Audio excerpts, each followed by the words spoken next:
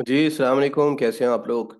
मेरा नाम सलमान अरशद है और मुनाफा इन्वेस्टमेंट्स के साथ आप मेरे साथ जुड़े हुए हैं। हम ये सीरीज़ एक काफ़ी अरसे से चला रहे हैं और इस सीरीज़ में हम मुख्तलिफ टॉपिक्स को कवर कर रहे हैं, जिसमें मैंने अब सब फाइनेंशियल स्टेटमेंट्स पे बात की।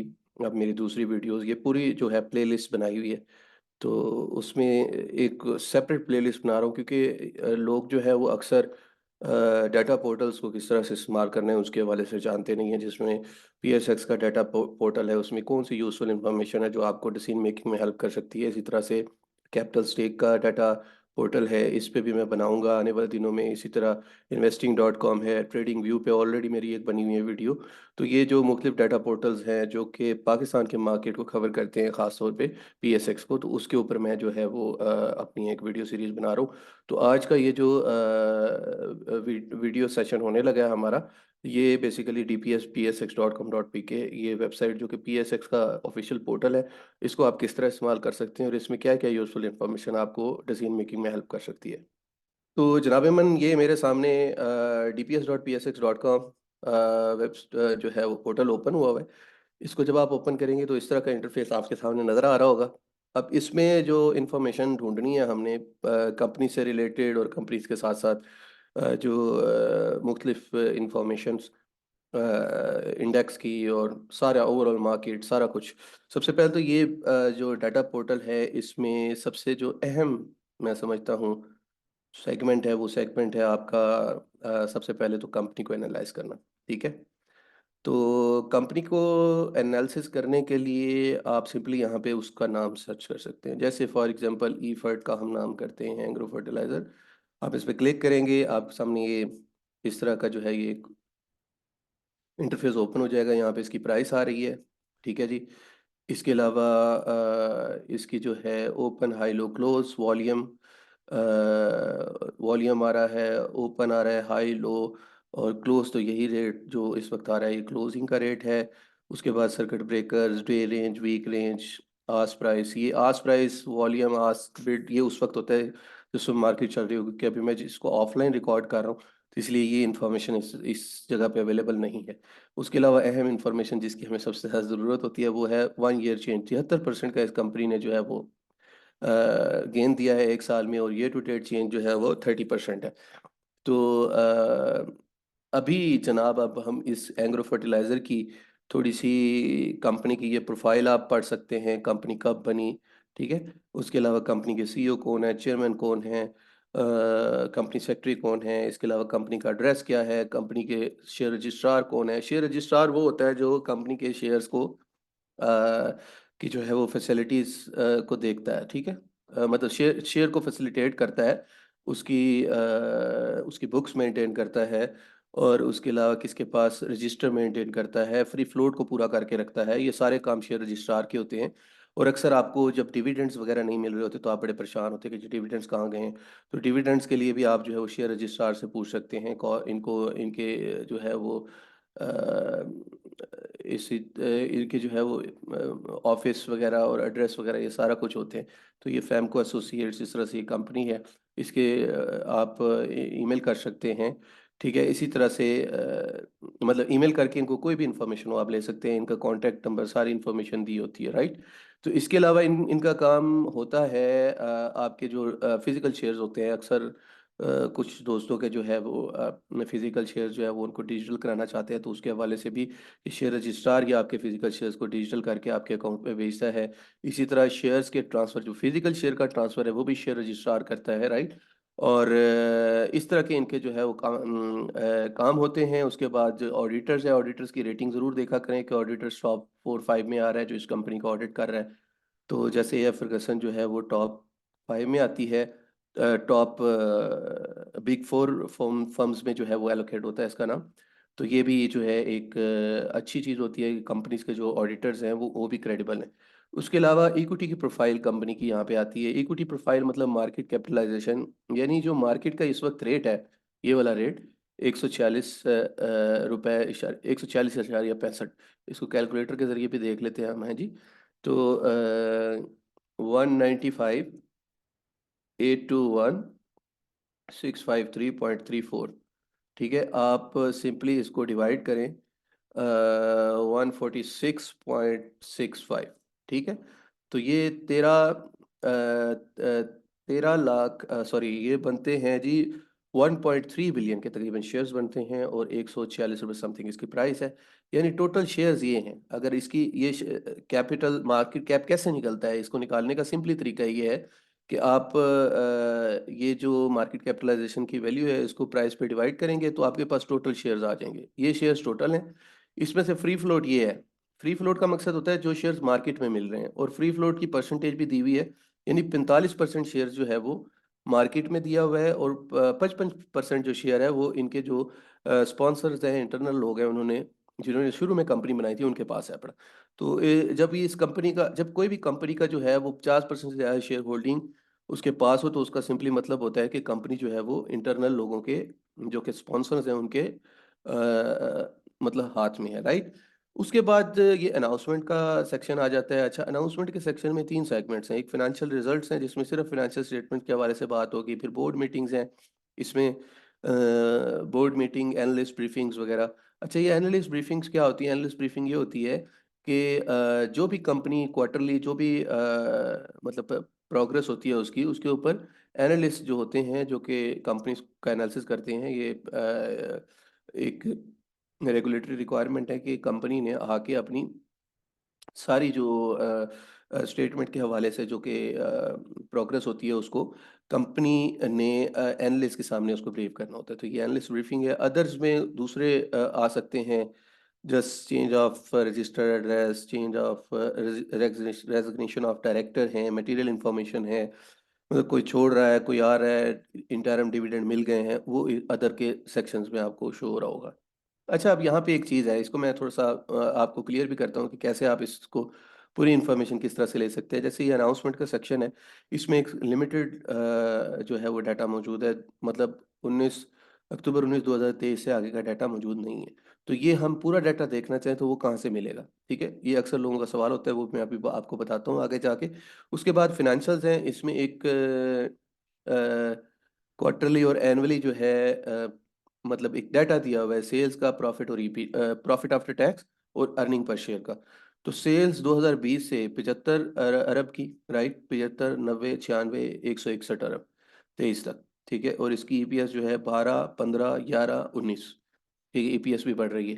तो यहाँ से आप मतलब डाटा का एक ओवरव्यू ले सकते हैं कि कौन सी चीज़ मतलब सेल्स हो गई, प्रॉफिट आफ्टर टैक्स हो गया, ईपीएस वगैरह कैसे कैसे परफॉर्मेंस दे रही है। उसके बाद होती है जी रेशो। अब रेशोज़ में आपको ग्रॉस प्रॉफिट रेशियो होती है, नेट प्रॉफिट रेशियो होती है, उसके बाद ईपीएस ग्रोथ को आप देखते हैं, प्राइस टू अर्निंग ग्रोथ जो है वो भी आप देखते हैं। ये खैर रेशियो एनालिसिस है, इसके हवाले से मैं एक सेपरेट जो है ज़ाहिर सी बात है वीडियोज़ आके मैं बनाऊँगा। उसके बाद पे आउट्स हैं, पे आउट्स में मतलब इस कंपनी ने क्या-क्या अभी तक पे किया, किस-किस डेट को किया, इसमें कैश डिविडेंड भी है, और इसमें बोनस शेयर सारा कुछ होगा। तो फरवरी 16 2024 को, ठीक है, फाइनेंशियल रिजल्ट था 31/12/2023 का।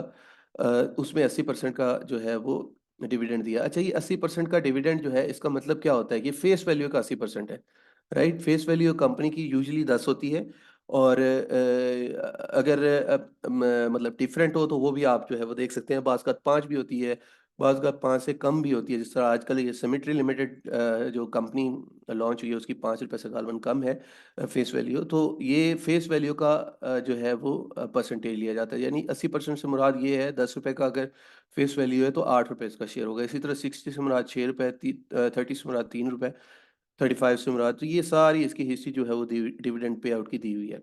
उसके बाद फाइनेंशियल रिपोर्ट्स आ जाती हैं। ठीक है जी, अब फाइनेंशियल रिपोर्ट्स में आप जो है वो इन सारी कंपनीज़ की फाइनेंशियल रिपोर्ट्स जो है वो आप देख सकते हैं। ठीक है, क्वार्टरली बेसिस पे भी है और एनुअली भी है। ठीक है, मतलब आपने एनुअली देखना है तो आप सिंपली उसके ऊपर क्लिक करेंगे तो आपके सामने वो एनुअल रिपोर्ट जो है एक सेकंड जी, ये एनुअली इसकी जो है वो रिपोर्ट आपके सामने आ गई है। अच्छा, ये कंपनी का जो है वो बेसिकली रिज़ल्ट है, और इसके अंदर जो होती है वो यूजुअली सारी इन्फॉर्मेशन होती है एनुअल रिपोर्ट में। ठीक है जी, तो एनुअल रिपोर्ट ज़रूर पढ़ा करें, इसमें बहुत सी इन्फॉर्मेशन होती है, पूरा डॉक्यूमेंट होता है। अब ये करें 190 पेजेस का डॉक्यूमेंट है। पहले तो ये है कि कंपनी को आप मतलब 500 कंपनीज हैं, ये 190 वैसे कम पेजेस हैं, यूजुअली ये 400-500 पेजेस की भी होती है। जैसे एफएफसी की आप देखेंगे तो वो मेरा ख्याल है पौने 500 पेजेस की जो है वो एनुअल रिपोर्ट है। अच्छा, यहाँ पे आप एक चीज़ माइंड में रखें कि जब ये आप रिपोर्ट्स वगैरह पढ़ रहे होते हैं ना, तो ये आप राइट अवे रिपोर्ट्स पे नहीं आ जाते। रिपोर्ट से पहले आप कंपनी को रेशियो एनालिसिस से फ़िल्टर आउट करके उसमें फिर जंप इन करते हैं, फिर आप उसमें सॉर्टिंग करते हैं, फिर वो जो सीधा-सीधा कंपनी होती हैं 10, 12, 15 वो निकालते हैं और उन 10, 12, 15 कंपनीज़ की आप हिस्ट्री को पढ़ते हैं, तो आपको सारा कुछ नॉलेज हो जाता है। वैसे आप नॉलेज के लिए पढ़ सकते हैं किसी भी उसके सेक्टर से रिलेटेड, उससे आपको काफ़ी ज़्यादा इन्फॉर्मेशन मिलती है। तो ये एनुअल रिपोर्ट्स वगैरह एक बड़ी कॉम्प्रिहेंसिव डॉक्यूमेंट होता है। इसी तरह एक दूसरी एनुअल रिपोर्ट देख लेते हैं। तो एनुअल रिपोर्ट का जो डाटा है, ये आपको कंपनी का सारा एक जो है वो ओवरव्यू दे रहा होता है कि कंपनी ने क्या किया, कंपनी कब बनी, ठीक है? ये माशाल्लाह हमारे जो है वो कंपनीज़ की एनुअल रिपोर्ट्स की प्रिंटिंग देखें, तो अक्सर चीज़ें यहाँ पे आपको नहीं पढ़ी जाएँगी आपसे।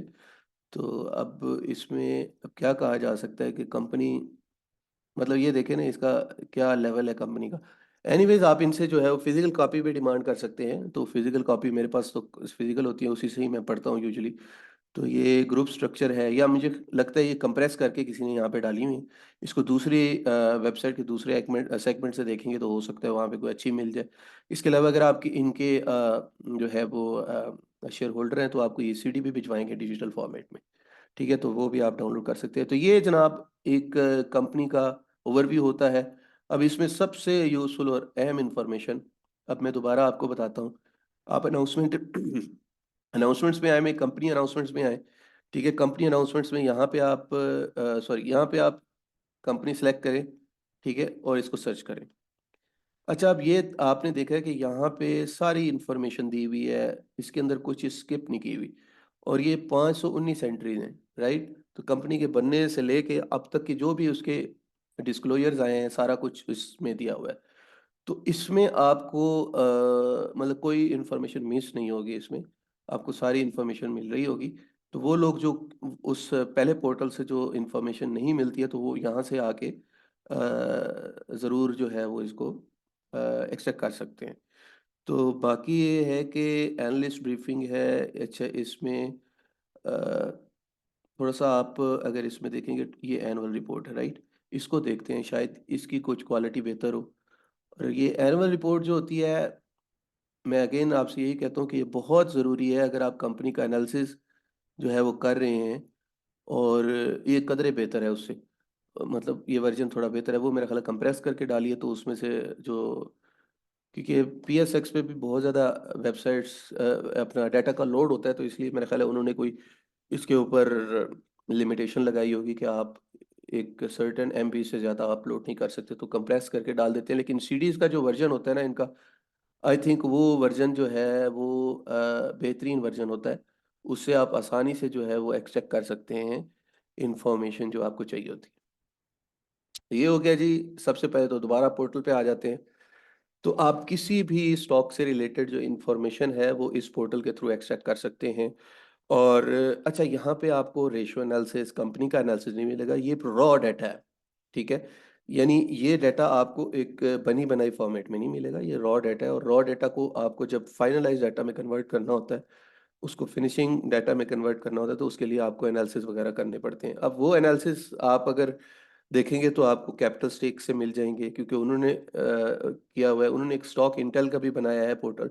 इसी तरह से एक और पोर्टल है जी, इसका इन्वेस्टर लाउंज का, वो भी पोर्टल अच्छा है, वो भी काफ़ी ज़्यादा कंपाइलेशन उन्होंने की हुई है।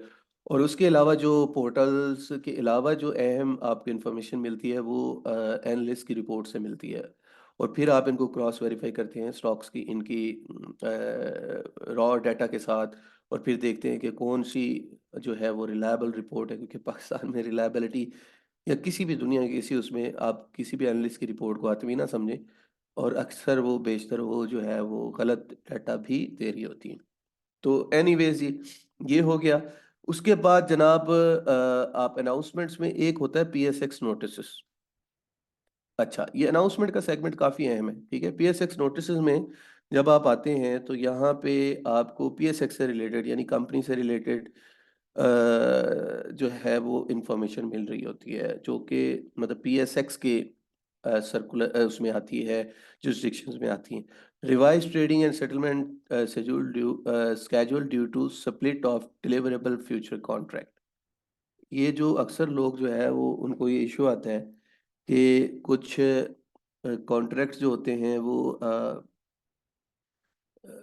कॉन्ट्रैक्ट नए आ रहे थे। It's hereby to inform that market participants that due to announcement of book clear dates of the below mentioned companies trading and settlement schedule of DFC deliverable future contract March 2024 DFC April.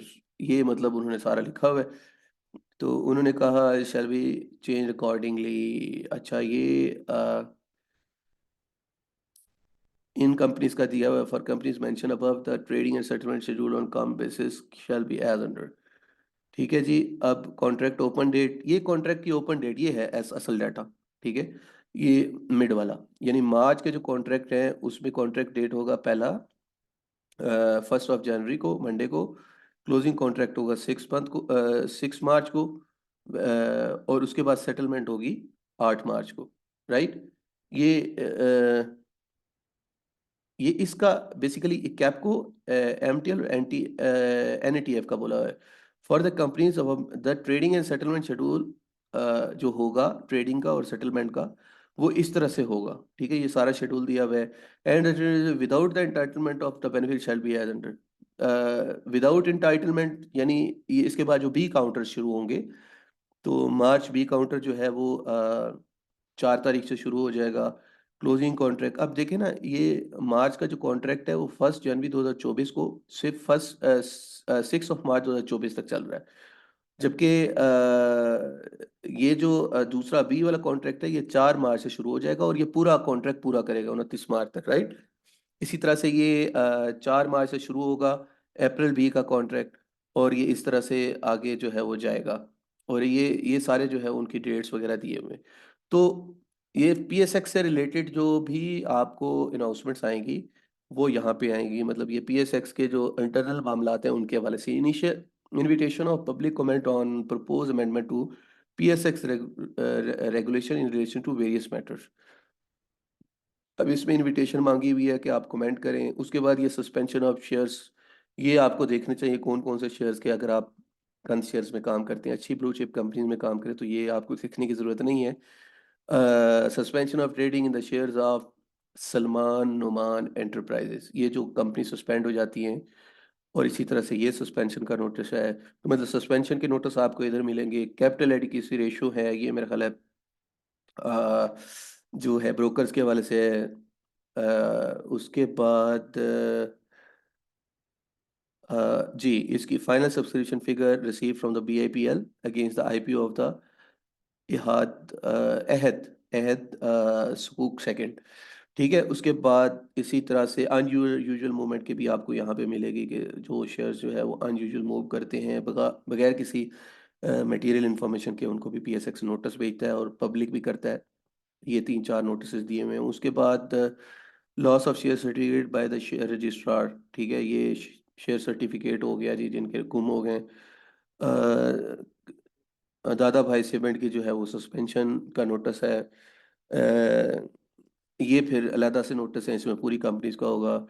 National risk management session का ये एक एसएससीपी ने करवाया। तो मतलब ये बड़ी एक इंफॉर्मेटिव जो है वो होंगी, अनाउंसमेंट्स होंगी जो आपको ज़रूरी देखनी चाहिए। तीसरा आपके लिए अहम है नेशनल क्लियरिंग का नोटिस।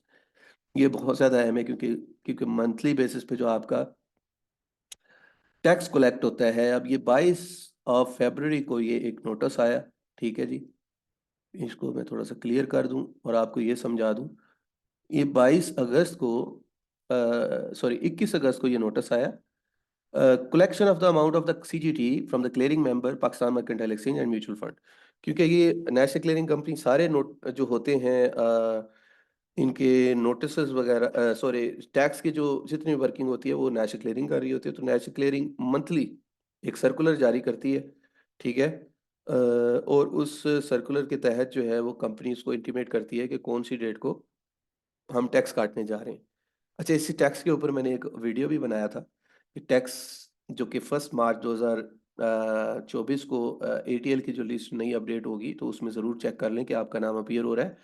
और अगर वो नहीं हो रहा तो फिर ज़ाहिर-सी बात है आपका टैक्स नहीं एडजस्ट होता। Aggregate amount of CGT arising on disposal of shares at PMEX. अच्छा, पीरियड है 1st of January 2024 to 31st of January 2024, would be collected on February 29 2024। ठीक है, ये हो चुका हुआ है। अच्छा, उसके बाद मतलब ये कंपनी नेस्ले ने नोटिस दिया और उसके बाद ये नोटिस जो ब्रोकर भी चला रहे होते हैं। Further aggregate mode of capital rising of the trading of commodity contract of mercantile exchange. अच्छा, ये मर्केंटाइल एक्सचेंज के हवाले से है। उसके अलावा जो रिडेम्पशन, अच्छा ये म्यूचुअल फंड्स के हवाले से है। मतलब तीनों का ही खुद ही कंपनीज के जो टैक्सेस होते हैं, मतलब आप लोगों के जो टैक्सेस होते हैं वो कैलकुलेट कौन कर रहा होगा? वो नेशनल क्लियरिंग कंपनी कर रही होगी। तो नेशनल क्लियरिंग कंपनी ये इस तरह के जो है वो जो है वो नोटिसेस वगैरह दे के आपको बता रही होती है। अप्रूव नेशनल, अच्छा ये कैपिटल एडिक्वेसी, मतलब इसमें सारे नोटिसेस होते हैं, एग्रीगेट नोटिस हैं, कुछ हमारे से रिलेटेड जो सबसे अहम नोटिस होता है वो यही होता है कि कैपिटल गेन जो है वो कब कटेगा और किस तरह से होगा। अब ये कैपिटल गेन के लिए अब मतलब ये तकरीबन को 22 ऑफ फरवरी को दिया है इन्होंने। अब मार्च का महीना इस वक़्त लग रहा है, शुरू हो गया है। मार्च के महीने में मतलब अगर 21-22 को ये एक्सपेक्ट करें तो मेरा ख़्याल है, अब देखिए ना इसमें फिर 20 को लास्ट ईद कर दिया था, तो यही इनकी यूजुअली डेट होती है, 20 की, 22 की, यानी तीसरे अशरे में ये आपसे जो है वो टैक्स की जो है कलेक्शन करते हैं नेशनल क्लियरिंग वाले। अब इस दफ़ा काफ़ी ज़्यादा अहम होगी मार्च में, क्योंकि मार्च में रिफंड्स भी देने हैं, रिफंड्स के साथ-साथ आपके अगर कोई टैक्स बनेगा तो वो काटेंगे और उसके अलावा जितने आपके टैक्स कट चुके हैं उसके रिफंड्स आएँगे। तो ये भी अनाउंसमेंट्स का ये सेक्शन काफ़ी ज़्यादा अहम होता है। उसके बाद लास्ट एजीएम, ईओजीएम, एजीएम मेरा नहीं ख्याल है कि कोई बंदा जाके अटेंड करता है, लेकिन मैं ये समझता हूँ कि अगर कंपनीज़ के साथ आपने एक रिश्ता बाँधना है, रिश्ते बाँधने से मुराद ये है कि आपने परखना है कि कंपनी के लोग क्या हैं, कंपनी के डिसीजन मेकिंग क्या होती है, एजीएम में क्या बात होती है, कंपनी का विज़न क्या है, कंपनी में उनके लोग जो हैं वो किस तरह के लोग हैं, क्या उनका माइंडसेट है, ठीक है? वो किस तरह से रिस्पॉन्ड करते हैं आपके सवालात को, तो वो उसके लिए आपको एजीएम और ईओजीएम में जाना चाहिए। इस दोनों के लिए आप एलिजिबल होते हैं अगर आप कंपनी का एक शेयर भी होल्ड करते हैं तो। तो ये 2 मंडे को 2 जनाब ये लगी हुई है। ये कैलेंडर है बेसिकली, मंथली, वीकली बेसिस पे आप इसको देख सकते हैं। तो ये मंथली बेसिस पे सारे जितने भी जो है, अब बैंक अल्फ़लाह हो गया, एजीपी, यूबीएल, ठीक है? ये अच्छी-अच्छी कंपनीज़ के जो है वो भी, एचबीएल, एमसीबी, एजीएम्स जो है वो हो रही होंगी। और इन एनुअल जनरल मीटिंग्स में आप अगर जानना चाहें तो बिल्कुल जाना चाहिए भी सही। अगर आप पहले तो कंपनीज़ को शॉर्टलिस्ट करें ना, आप 500 कंपनी की तो एजीएम में नहीं जा सकते। आप उन 10 कंपनीज़ की एजीएम में जाएँ ताकि आप अपडेटेड रहें। इसी तरह से एजीएम्स में भी जाना चाहिए और एनालिस्ट ब्रीफिंग्स में भी जाना चाहिए। अच्छा, ये dps.psx.com.pk का जो पोर्टल है, इसके ऊपर सिर्फ़ एजीएम की ये कैलेंडर आता है। जो दूसरा कैलेंडर है एनालिस्ट ब्रीफिंग का, वो पीएसएक्स कॉर्पोरेट वेबसाइट पे होता है। अभी मैं उसके ऊपर क्योंकि वीडियो नहीं बना रहा, इसलिए उस साइट पे जाना नहीं चाहूँगा मैं।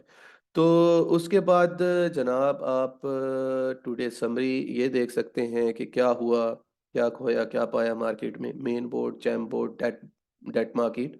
तो इसमें regular, future, odd, square up, मतलब रेगुलर जो हम नॉर्मली करते हैं, इसमें कितनी वर्थ का काम हुआ, वॉल्यूम्स क्या रहे, उसके बाद फ्यूचर मार्केट में कितना काम हुआ, वॉल्यूम क्या हुए रहे जी, उसके बाद ऑड लॉट में, उस तरह स्क्वेयर अप में, उसके बाद स्टॉक इंडिसेस में तो ज़ीरो हुआ क्योंकि काम ही नहीं करते। बाकी एनडीएम जो होती है, निगोशिएबल डील मार्केट, उसमें कितना जो है वो वर्थ का काम हुआ, क्या वॉल्यूम से। तो ये आप यहाँ से देख सकते हैं। फिर उसके बाद जनाब आपकी जो है इंडिसेस में अगर आप जाना चाहें, अब इंडिसेस में यूजुअली लोगों को समझ नहीं आता कि ये क्या चीज़ें होती हैं, इसमें मैं आपको समझा देता हूँ। अच्छा, ये इंडिसेस में केएसई 100 इंडेक्स है, राइट? अब इस केएसई 100 इंडेक्स के हवाले से आपको सारी इन्फॉर्मेशन मिलेगी, ठीक है? और आप यहाँ पे आ जाएँगे, यहाँ पे आके इसको जो है वो वॉच कर सकते हैं मार्केट वॉच में। यहाँ पे आप कोई भी सेक्टर से रिलेटेड आप जो है उसको सिलेक्ट करें और दूसरा यहाँ से इंडेक्स सेलेक्ट करें। अगर फॉर एग्जांपल मैं 100 इंडेक्स को यहाँ पे सिलेक्ट करता हूँ, तो 100 इंडेक्स सेलेक्ट करने के बाद मेरे पास जो है वो 100 कंपनियाँ आ गईं, जो कि इस 100 इंडेक्स की कंपोज़िशन में आती हैं, राइट? तो ये 100 कंपनियों का डाटा यहाँ पे मौजूद है। इसको आप ऑल करके यहाँ से इसको देख सकते हैं। तो ये आपको जो है वो सारी की सारी 100 कंपनियाँ दिखा रहा होगा। 100 कंपनियाँ ये वो हैं जो कि 100 इंडेक्स का पार्ट है। ठीक हो गया। अब इसमें सिनर्जी है, bank of Punjab, PTC, PIBTL, bank Alfalah, national bank, सरले, पीएसओ, ओजीडीसी, पीपीएल, ईफर्ट, unity, Yousuf weaving, FCCL, ATRL, Meezan, TRG, HPL, Kapco, BIPL, पेल, एसएनजीपी, उसके बाद जी TG Khan cement, Engro, FC, EPL, pioneer, Hubco, maple leaf, ये सारे मतलब इस जो है so and so forth up to जनाब नेस्ले तक जो है ये के सी 100 का पार्ट है। अब के सी 100 में आपने इसमें देखना क्या है, इसमें आप देख सकते हैं कि इसमें क्या चेंज आया, वॉल्यूम क्या लगा, किस तरह से जो है वो क्या क्या चीज़ जो है वो रेट पे परफॉर्म की, ये सारा डाटा आपको यहाँ से मिलेगा। उसके बाद आप इस पे आ जाएं जी। ख़ास तौर पे मेरे दोस्त अहबाब जो हैं जो किसी स्पेसिफिक ये बीकेटीआई जो है वो बैंकिंग का इंडेक्स होता है, ठीक है। इसमें 7 एंटिटीज़ मौजूद हैं। अगर आपने बैंक्स को ट्रैक करना हो तो आप सिर्फ इस इंडेक्स को ट्रैक करेंगे तो आपको बैंक्स का जो है वो हाल अहवाल पता चल जाएगा। अब जिस तरह से ये बीकेटीआई जो है अ, ये अच्छा चल रहा है क्योंकि बैंक अल्फला है, national bank, Meezan, HBL, bank Al Habib, ये सारे जो है वो अच्छे रेट्स पे जो है वो मतलब इंक्रीज आया इनमें। तो जाहिर सी बात है जब इंक्रीज आया तो वो पर्टिकुलर इंडेक्स जो है वो अच्छा परफॉर्म करेगा। ओजीटीआई जो है वो ऑयल एंड गैस को रिप्रेजेंट करता है। इसी तरह से आप अगर M Z N P I को करते हैं तो मेज़ान आई थिंक ये इसी तरह का कोई है, मुझे अभी ज़हन में नहीं आ रहा। लेकिन ये इंडेक्स जो है, एक तो 100 इंडेक्स काफ़ी ट्रैक होता है, के सी 30 बड़ा ट्रैक होता है। के सी 30 में बड़ी कमाल की कंपनी है 30 बड़ी अच्छी ब्लू चिप कंपनी है। और ये के सी 30 जो है, मैं पहले भी आपको एक अलग वीडियो में बता चुका था कि अभी ये डिस्काउंट पे मिल रहा है। Bank Alfalah, PSO, OGDC, PPL, ईफर्ट, FCCL, ATRL, Meezan, TRG, HBL, Kapco, SNGP, DG Khan cement, Engro, pioneer, Hubco, maple leaf, बैंकल हबीब, ईपीसीएल, एफएफसी, एमेंसियन, UBL, MTL, Cherat, MCB system, lucky, पोल, माड़ी, एपीएल। मेरा ख्याल है 30 में से इसमें से तकरीबन आप छांट के निकालेंगे तो 15 कमाल की आधी कंपनियां इसमें से कमाल की कंपनियों में जो है शुमार होती है। जिसमें आप ये देखें जी, बैंक अल्फला को अगर आप देखेंगे, बेहतरीन परफॉर्मेंस दी है इसने। पीएसओ डिप से ठीक अच्छी परफॉर्मेंस दी है 100 रुपए से, ओजीडीसी ने भी अच्छी दी है, पीपीएल अच्छी परफॉर्मेंस दी है, ईफर्ट ने बहुत अच्छी दी है, एफसीसीएल ने अच्छी दी है। अच्छा, रिफाइनरीज थोड़ी सी आपको पता है ज़रा अर्निंग से हटके हैं, इसलिए इनके ऊपर ज़्यादा बात मैं नहीं करता। मिज़ान ने बड़ी अच्छी दी है, टीआरजी को भी छोड़ दें आप, एचपीएल को भी छोड़ दें, कैप को छोड़ दें, एसएनजीपी ने अच्छी दी है, डीजी सीमेंट ने अच्छा परफॉर्म किया है, एंग्रो ने बहुत अच्छा, पाइनियर सीमेंट ने डिविडेंड दिया और बड़ा अच्छा परफॉर्म किया, हबको ने बहुत अच्छा परफॉर्म किया, मेपल लीफ ने अच्छा किया, bank Al Habib best of the best bank जो है मिड कैप में। आपको ईपीसीएल ठीक है, इस दफ़ा थोड़ा माड़ा रहा लेकिन कंपनी अच्छी है, एफएफसी, एवेंसियन भी अच्छी कंपनी, यूबीएल, एमटीएल बहुत अच्छा है, चिराट, एमसीबी सिस्टम, लकी, पोल, माड़ी, एपीएल। तो मतलब ये है कि इंडेक्स की कंपोजिशन में भी जो आ रहे होते हैं स्टॉक्स, वो भी बाज़ जो है आपको काफ़ी अच्छा। उसके बाद KMI 30 के भी स्टॉक्स बड़े अच्छे हैं, ठीक है। ये वो हैं जो कि शरिया कंप्लाइंट में आते हैं। इसमें सिर्फ 30 केएमआई के आएंगे। अगर केएमआई के तक सारे देखने चाहते हैं तो ये केएमआई ऑल में आपको मिलेंगे, राइट। तो केएमआई ऑल में भी आप देख सकते हैं जो शरिया कंप्लाइंट काम करते हैं वो यहाँ से चेक कर सकते हैं सिंपली। किसी भी सेक्टर का आपने फॉर एग्जांपल जो है वो इंजीनियरिंग सेक्टर का देखना है केएमआई ऑल में, तो ये आपको पता चल जाएगा कि ये शरिया कंप्लाइंट कंपनीज हैं। तो इस तरह से ये भी चेक किया जा सकता है। तो ये हो गई जनाब कंपनी से रिलेटेड इंफॉर्मेशन। उसके बाद मार्केट है, मार्केट में कोई इतना ज़्यादा ख़ास डाटा नहीं है। स्टॉक स्क्रीनर है और ये है, और ट्रेडिंग पैनल और ग्राफ्स, ये सबसे अहम है अनाउंसमेंट का, और कंपनीज का सबसे अहम है। रिपोर्ट्स में यहाँ से आपको कोई इतनी ज़्यादा अच्छी रिपोर्ट्स नहीं मिलेंगी, लेकिन डाउनलोड्स में आप आएंगे तो डाउनलोड्स में, डेली डाउनलोड्स में आप देख सकते हैं मार्केट समरी यहाँ से मिल जाती है। उसके अलावा जनाब ऑफ मार्केट डील्स यहाँ से जो एनडीएम्स हुई होती हैं वो मिल जाती हैं, फ्यूचर मार्केट के सिंबल मिल जाते हैं, ओपन इंटरेस्ट जिसमें होता है, यानी जो पोजीशंस जो हैं वो ओपन इंटरेस्ट में आती हैं। अब ये यहाँ पे थोड़ा रॉ डाटा पड़ा हुआ है। अगर ये डाटा आप जाके देखेंगे पीएसएक्स के अलावा दूसरी जो वेबसाइट, दूसरे जो पोर्टल्स बने हुए हैं, तो वहाँ पे आपको ये अच्छी जो है रिप्रेजेंटेशन में मिल जाएगा। उसके अलावा रेडी मार्केट शॉर्ट सेल का डाटा, उसके बाद ब्लैंक सेल का डाटा होता है इसमें, नेट ब्लैंक सेल। ये जो शॉर्ट सेल का डाटा है वो यहाँ से मिलता है। इसको आप, ये अक्सर लोगों को देखना होता है, तो शॉर्ट सेल का डाटा ये CSV फाइल में आपको मिल जाएगा एक्सेल में। ये आप जो है इसको देख सकते हैं। अच्छा, ये क्योंकि ये मेरा ख्याल है आज का डाटा आ रहा है, तो आज में आई थिंक कुछ भी नहीं है। उसके अलावा इंटर मतलब ये डाटा आपको यहाँ से मिल सकता है। उसके अलावा जी डेली कोटेशन है। डेली कोटेशन यहाँ से आप देख सकते हैं, डेली कोटेशन में क्या मिलेगा, इसको भी ओपन करके देख लेते हैं। अच्छा, ये बहुत एक लंबी चौड़ी एक लिस्ट होती है इसमें जी। प्रीवियस, करंट, हाई, लो, क्लोज, चेंज, PSX इंडिसेस की बात होती है। उसके बाद अप्लाइड फॉर लिस्टिंग, ये एक जो है मेन बोर्ड पे जिन्होंने apply, prospectus, prospectus approved by the exchange, ठीक है, जिनकी प्रोस्पेक्टस अप्रूव्ड हैं। Book building and public subscription, ये जो कंपनीज बुक बिल्डिंग में आते हैं, अभी कुछ कोई भी नहीं है, तो इसलिए ये आपको कुछ नहीं नज़र आ रहा है इस डाटा में। तो ये डाटा आप डेली बेसिस पे निकाल के इधर से बेतहाशा इंफॉर्मेशन एक्सट्रैक्ट कर सकते हैं अगर आप करना चाहें तो। मतलब डेली बेसिस के ऊपर ये अपडेट होती है। और उसके अलावा इसमें डाटा भी काफ़ी ज़्यादा मौजूद होता है। उसके बाद जनाब ओपन इंटरेस्ट रिपोर्ट है। फिर फेयर फेयर वैल्यू रिपोर्ट है एक, ठीक है जी। फेयर वैल्यू रिपोर्ट में भी देखते हैं जी क्या मिलता है। फेयर वैल्यू रिपोर्ट में ये जी है cash price, SIF contract, interest financing rate, index dividend yield, days to expire, ये 1 मार्च का है। ये फ्यूचर कॉन्ट्रैक्ट्स के हवाले से होता है। ये भी इतने ज़्यादा लोग इसके ऊपर काम नहीं करते, लेकिन ये है कि ये डाटा यहाँ से आपको काफ़ी ज़्यादा मिलेगा। इसमें ये कोटेशन, डेली कोटेशन में बहुत ज़्यादा इंफॉर्मेशन होती है।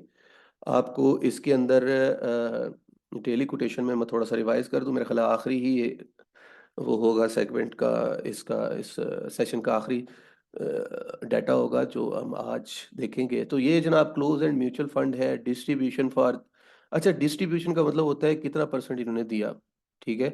तो यहाँ से भी आप देख सकते हैं 22, 23, 24 में क्या क्या दिया, ठीक है। उसके बाद पार वैल्यू कितनी है, मार्केट लॉट साइज क्या है इसका, प्रीवियस बुक क्लोजर क्या है, ईयर ऑफ लिस्टिंग क्या है जी इसकी, उसके बाद हाई रेट क्या रहा है, लो रेट क्या रहा है, टर्नओवर कितना है और अर्निंग पर शेयर कितनी है, ठीक है। ये डाटा सबका मिल जाएगा आपको, ठीक है, पूरी स्टॉक एक्सचेंज की जितने भी स्टॉक्स लिस्टेड है। लेकिन ये डाटा बहुत लंबा नहीं है, इसमें देखिए ना 2022 तक ये डाटा मौजूद है। डिस्ट्रीब्यूशन आप बैक एंड पे नहीं टेस्ट कर सकते। इसके अलावा आप, तो ये इन इनसे बहुत अच्छे डाटा जो है वो दूसरी, मैं जैसे अर्ज कर रहा था, वेबसाइट्स ने बनाए हुए हैं। वहाँ पे आपको वन सिंगल पेजर जो है वो आपको इंफॉर्मेशन मिल जाती है, जिसमें बहुत सारी चीज़ें जो है वो आपको आसानी से एनालाइज हो सकती हैं उसमें। उसके बाद जनाब इसमें जी textile, spinning, real estate investments में डॉलमन है और ग्लोबल रेजिडेंसी है। इसमें देखें 15% की डिस्ट्रीब्यूशन है, फिर 20% की है, फिर 15% की है। और ये इस तरह से अर्निंग पर शेयर सारा कुछ शो हो रहा होता है। ये बहुत ज़्यादा ये अहम है तो सही, लेकिन इसमें बहुत ज़्यादा डाटा डिटेल में नहीं मिलेगा आपको। वो डिटेल डाटा के लिए मैं दूसरे आपको चीज़ों में ले जाऊंगा, जहाँ पे आपको समझ आएगा कि जो डाटा है वो इस तरह से अच्छे तरीके से रिप्रेजेंट हो सकता है। उसके बाद जनाब हमारे पास, मेरा ख्याल है इसमें सारे सेगमेंट्स मैंने देख दिए हैं। तो बाकी जो है इंशाल्लाह आपको मैं डाटा पोर्टल्स जो है, जिस तरह से कैपिटल स्टेक का डाटा पोर्टल बहुत अच्छा है और वो फ्री भी है। अक्सर बड़े बिग ब्रोकरेज हाउस कम से कम वो ऑफर कर रहे हैं, उसको मैं दिखाऊंगा। बाकी दूसरे भी हैं, कैपिटल स्टेक ने स्टॉक इंटेल भी बनाया है, इन्वेस्टर लाउंज है, इसी तरह से investing.com है। ये सारे पोर्टल्स में आपके साथ इंशाल्लाह आने वाले सेशंस में जो है, ये पोर्टल्स की अलग सीरीज होगी जिसमें आपको डाटा एनालिटिक्स जो है वो मिलेंगे और आपको पता चलेगा कि डाटा को किस तरह से आप एनालाइज कर सकते हैं। Thank you so much for watching. और इंशाल्लाह नेक्स्ट जो है आपके साथ सेशन में मुलाकात होगी। अल्लाह हाफिज़।